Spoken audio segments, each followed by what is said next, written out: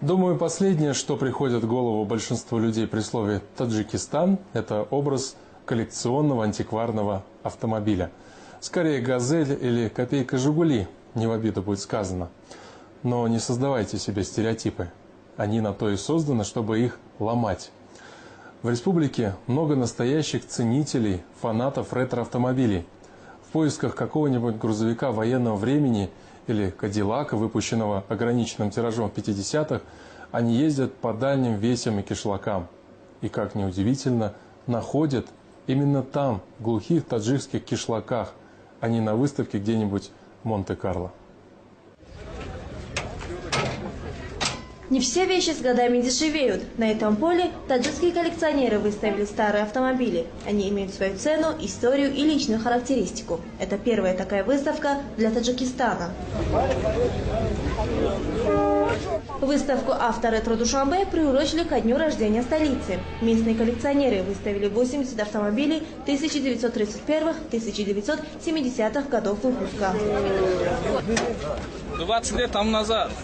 Самого старого железного коня пригнал Рахимджон Назаров из города Вахдак. Старые коллекционные машины – главная страсть братьев Назаровых. Здесь они представили 10 ретромобилей, а всего их в семье 25. Мотор шаги союзы временно я мотор чему дагимча. «Опель Адмирал» – старейший и самый дорогой автомобиль в стране. Особая гордость Назаровых. На сборку и ремонт Рахимджон потратил почти 20 лет жизни. Но какие-то запчасти не может найти до сих пор.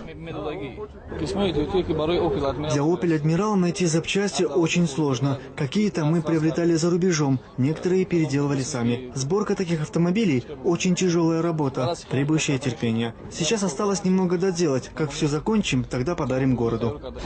Абдушукур Одинаев никому не собирается дарить свой боевой автомобиль, не думает и о продаже, хотя ему постоянно предлагают хорошую цену. Это бронированный автомобиль. На нем в советское время ездили только первые лица республики. Советский лимузин – так называет свой автомобиль Абдушукур. Когда он его покупал, у него не было ни мотора, ни карбюратора, ни кардана. Коллекционер собирал каждую гаечку по всему бывшему Союзу и сделал все собственными руками.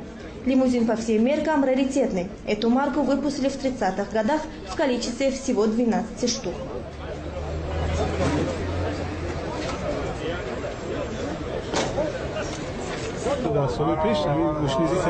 В прежние годы такие марки ЗИЛ-301 изготавливались только для правительственных лиц. Когда они выходили из эксплуатации, то их читировали и сдавали на металлолом. Я не знаю, как эта машина уцелела. К счастью, она попала ко мне. Такие машины выпускались по спецзаказу. Вот этих лимузинов было всего 12.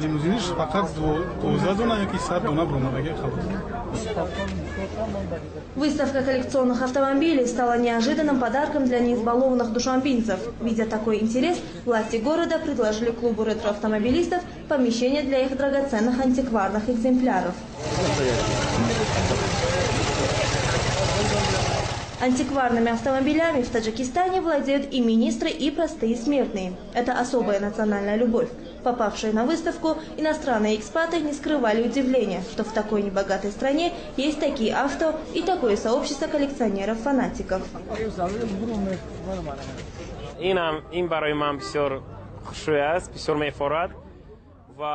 Я уже долгое время нахожусь в Таджикистане, и мне даже не верится, что здесь есть столько прекрасных антикварных автомобилей.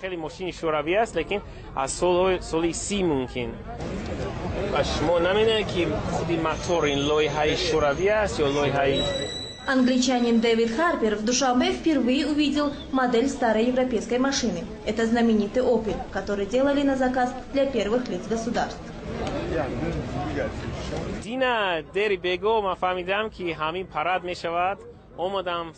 Я узнал, что состоится фестиваль-выставка, и с раннего утра стоял и ждал открытия. Лично для меня это очень интересно, потому что на выставке представлены очень старинные автомобили.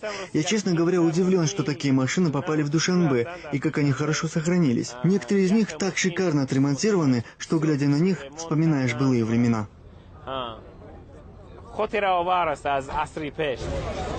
Владельцев коллекционных авто мало интересует их функциональное предназначение. В данном случае машина как раз роскошь. Для них важнее возраст и история. Автомобиль Рустамбека Рауфова привлек всеобщее внимание именно своей историей. Вездеход ГАЗ-67Б – военная машина. В годы Великой Отечественной войны на ней ездили генералы армии и в силу технических характеристик разведчики. Такой больше ни у кого нет, говорит хозяин.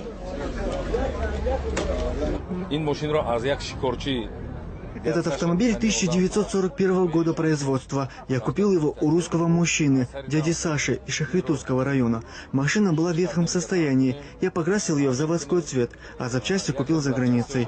На ремонт ушло 3 года. Над ним 1 год и 6 месяцев работали 3 мастера, а потом еще 3 мастера около 1 года и 8 месяцев. Я готов потратить столько средств, сколько потребуется для полного ремонта, потому что на таком ездили только генералы. После войны каждой советской республике раздавали по одной такой машине, и тогда на них разъезжали чиновники. Владельцы хвастаются, что их автомобили могут стоить и $100 000 и больше.